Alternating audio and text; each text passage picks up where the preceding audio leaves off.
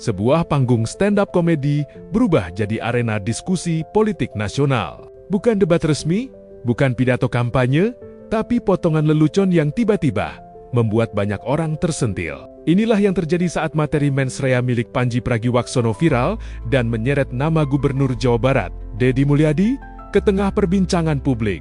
Dalam potongan video yang ramai dibagikan, Pandji melontarkan kritik soal cara sebagian masyarakat memilih pemimpin. Ia menyoroti kecenderungan memilih berdasarkan popularitas, bukan kapasitas. Menurut Pandji, banyak orang mengaku tak tahu apakah calon pemimpinnya bisa bekerja, bagaimana rekam jejaknya, atau bagaimana integritasnya. Yang penting, sosok itu terkenal. Pandji lalu mengerucutkan kritiknya ke Jawa Barat. Ia menyebut masyarakat Sunda punya sejarah memilih figur publik dari kalangan artis. Nama Deddy Mizwar dan Deddy Yusuf disebut sebagai contoh. Hingga akhirnya muncul satu kalimat yang paling memancing reaksi saat Pandji menyebut Deddy Mulyadi sebagai artis YouTube. Tawa penonton pecah, tapi di luar panggung, diskusi justru makin serius. Ada lagi yang milih berdasarkan yang populer. Gua nggak tahu nih orang bisa kerja atau enggak. Gua nggak tahu akhlaknya nih orang. Pokoknya populer aja, artis. Nah ini diantara masyarakat Indonesia, gue sadari masalah terbesar nih untuk permasalahan ini tuh adanya di Jawa Barat. Orang Sunda. Orang Sunda senang banget milih artis. Gubernur mereka waktu itu Deddy Mizwar, artis film. Wakil gubernur mereka Deddy Yusuf, artis TV. Sekarang gubernurnya Deddy Mulyadi, artis YouTube. Banyak yang gak suka, banyak yang gak suka. Santai ya tanging. Respons publik pun terbelah. Ada yang menganggap kritik Pandji sebagai tamparan sehat bagi demokrasi, ada pula yang merasa materi tersebut terlalu menyederhanakan persoalan dan berpotensi menggiring opini. Di tengah riuh itu, Deddy Mulyadi justru memilih merespons dengan nada tenang. Lewat unggahan di media sosialnya, Deddy menyebut kritik Pandji sebagai sesuatu yang menggelitik, korektif, sekaligus edukatif. Ia bahkan mengaku mengagumi konsistensi Pandji dalam menyuarakan isu sosial dan politik lewat cara yang jenaka. Bang Pandji, terima kasih ya. Saya penggemar Anda loh.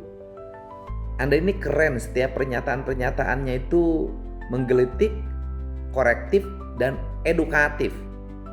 Namun Deddy menegaskan, tidak semua figur publik dari dunia hiburan bisa disamaratakan. Menurutnya, ada artis yang memiliki kapasitas dan pemahaman pembangunan yang matang.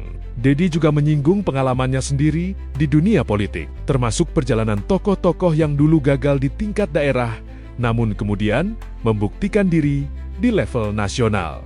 Baginya, latar belakang bukan satu-satunya penentu kualitas kepemimpinan. Termasuk nih, orang Jawa Barat tuh milih pemimpin selalu yang keartisan. Tetapi sayang sekali Bang Pandji, Pak Deddy Mizwar dan Pak Deddy Yusuf waktu nyalonin jadi gubernur malah nggak kepilih. Pak Deddy Mizwar dulu pasangannya sama saya loh, calon wakil gubernurnya. Kemudian Pak Deddy Yusuf pasangannya dengan Pak Lex juga nggak terpilih juga.